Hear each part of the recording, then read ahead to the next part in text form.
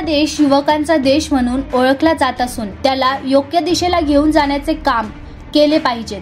मात्र अन्न औषध प्रशासनाच्या आशीर्वादाने शहरासह जिल्ह्यात मोठ्या प्रमाणात राजरोजपणे व्यसनमुक्त पदार्थ विकले जात असल्यामुळे आजचा युवक व्यसनाकडे आकर्षित झाला आहे। या पदार्थांचा वापर मोठ्या प्रमाणात वाढत असून त्यांचे व्यसन लागत असल्यामुळे त्यांचा खाणाऱ्यांच्या आरोग्यावर विपरीत परिणाम होत आहे।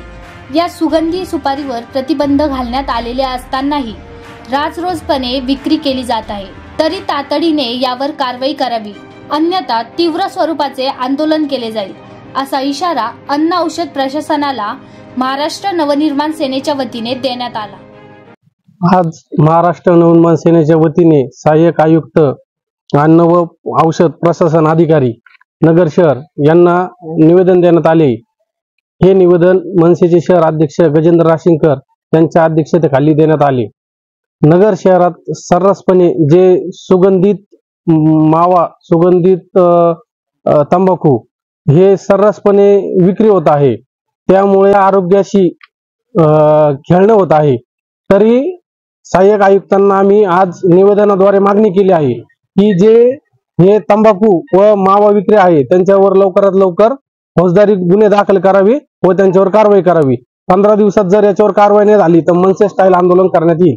सहाय्यक आयुक्त अन्न व प्रशासन विभाग यांना आम्ही आज महाराष्ट्र नवनिर्माण सेनेच्या वतीने निवेदन देण्यात आलं आहे। कारण तंबाखू, गुटखा, सुगंधी मावा या प्रकारच्या ज्या गोष्टी चालतात याच्याने कर्करोग आणि अन्य रोग निर्माण होतात। तर यावरती आज सहाय्यक आयुक्तांना आम्ही आज निवेदन दिलं आहे।